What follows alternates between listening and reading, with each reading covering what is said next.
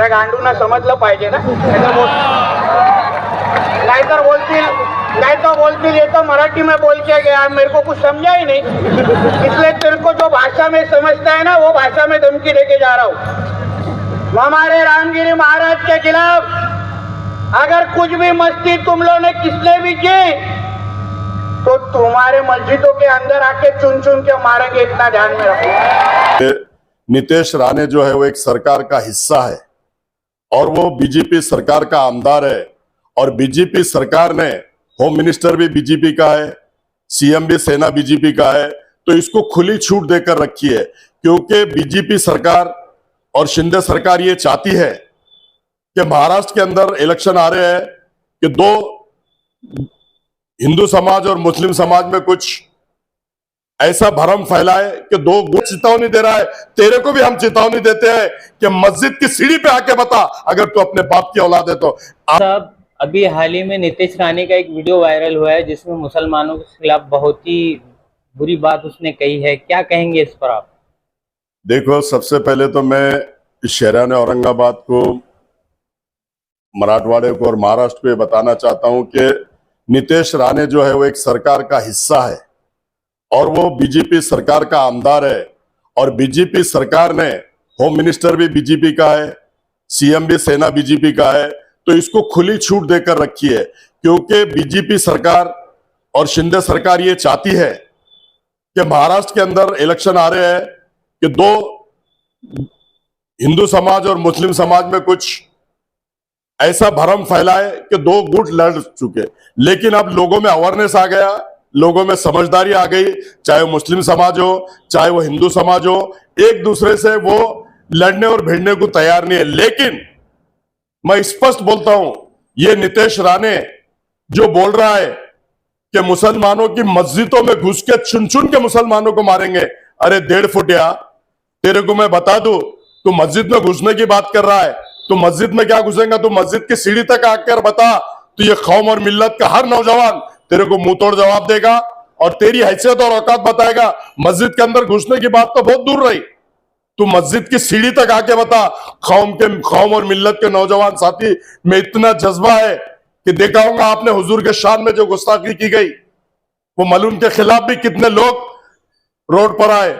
और अभी आपने देखा होगा कि ट्रेन के अंदर एक बुजुर्ग भैंस का गोश्त लेके जा रहे थे, तो उसमें भी नफरत कितनी फैल रही है. देखो, नफरत फैलाने वाले बीजेपी और सेना के लोग हैं और ये नफरत जो इतना भी महाराष्ट्र के अंदर फैला रहे, लेकिन तुम कितने भी हाथ गंडा कर लो, तुम्हारा कोई चलने वाला नहीं. और 1.5 फुटिया, अब इसके बाद, इससे पहले भी तूने पुणे में मुसलमानों के खिलाफ बोला, अब इसके बाद तू समझ जा, अगर तू हम अपनी जबान से कौम और मिल्लत को उकसाने की बात कर रहा हूंगा और मस्जिद में घुसने की बात कर रहा हूंगा, तो हम भी कौम और मिल्लत के लोग हैं, पूरे सक्षम है, हर जगह घुसने की ताकत रखते हैं. तू जैसे चेतावनी दे रहा है, तेरे को भी हम चेतावनी देते हैं कि मस्जिद की सीढ़ी पे आके बता अगर तू अपने बाप की औलाद है तो.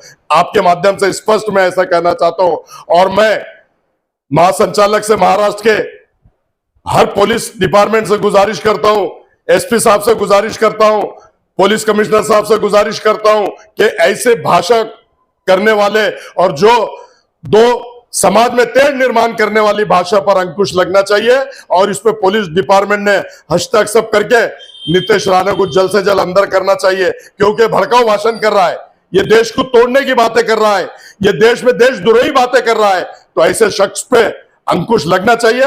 मैं आपके माध्यम से शहर औरंगाबाद को, महाराष्ट्र को, पूरे देश को ये बताना चाहता हूं कि जितने भी ये छोड़े हुए पिल्लू है, ये जितने भी छोड़े हुए पिल्लू है, ये इनके पैर के नीचे की जमीन इस वक्त खिसक चुकी है और ये लोग चाह रहे हैं कि महाराष्ट्र में कुछ ऐसा दो समाज में हो जाए, हिंदू मुस्लिम करके ये वापस अपनी सरकार लाना चाह रहे हैं. तो मैं समझ ले 1.5 फुटिया तेरे को बोल रहा हूं कि इसमें आज तक मुसलमान में भी समझदारी आ गई, हिंदू समाज में भी समझदारी आ गई. और हम, आपने देखा होगा रामगिरी महाराज ने जो हरकत की, तो मुस्लिम समाज रोड पे आया, धरना दिया, आंदोलन दिया, पुलिस स्टेशन पर आके अपना पूरे लोगों को जमा करके, लेकिन लोकशाही पद्धति से भारत रत्न डॉक्टर बाबा साहब अंबेडकर ने हमको संविधान दिया हुआ है, हम उस संविधान के तहत धरना, मोर्चा, आंदोलन सब करना जानते हैं और हम करके रहेंगे. और जब तक के तू सलाखों के पीछे नहीं जाता, तेरे को हम चैन से बैठने नहीं देंगे, और इसके बाद इस तरह की भाषा बोलना तू छोड़ दे, नहीं तो तेरे को बहुत पछताना पड़ेगा। कौम और मिल्लत के लोग किसके बाप से डरते नहीं। और आपने देखा होगा कि मस्जिद में घुसने की बात कर रहा है, मस्जिद अल्लाह का घर है। हुजूर की शान में अगर कोई गुस्ताखी करता है तो हजारों लाखों लोग रोड पे आ जाते हैं और उसको फांसी दो बोलते हैं, और तू मस्जिद में अल्लाह के घर में घुसने की बात कर रहा है, तो तू समझ ले कि तेरे साथ क्या हो सकता है।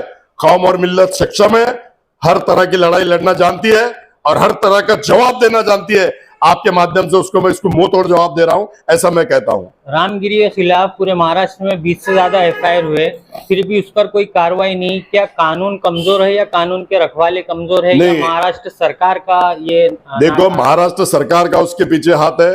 आपने देखा होगा सीएम ने नासिक के अंदर स्पष्ट भूमिका से पब्लिक में कहा है कि इसके बाल को भी धक्का लगेगा और इस तक कोई पहुंचेगा नहीं। अब जब सीएम ही उसको प्रोटेक्शन दे रहा है तो डिपार्टमेंट तो सीएम के अंडर में रहता है ना, तो अगर वो दे रहा है तो। लेकिन इसमें कोर्ट में भी हमने जाने की बात की है, लेकिन कोर्ट के अंदर उसको जो धाराएं लगी हुई है वो धाराएं क्रिमिनल नहीं है, इसलिए कोर्ट में इंटरटेन नहीं हो सकता। ऐसा मेरे अनेक वकीलों से बात हुई, उलमा मौलाना से भी मेरी बात हुई, और इसको ज्यादा हम जब तक के उसको अंदर नहीं कराएंगे चैन से मुसलमान बैठने वाला नहीं, हम भी चैन से बैठने वाले नहीं। आपके माध्यम से स्पष्ट हम बताते हैं। अगर रामगिरी पे कार्रवाई हुई होती तो नीतीश राणे जैसे कुछ बोल ना पाते, ऐसा आपको लगता है? ये देखो, इससे पहले भी आपने देखा होगा कि विधानसभा में हमारे बाला साहब अम्बेडकर ने एक बिल लाने की बात की थी।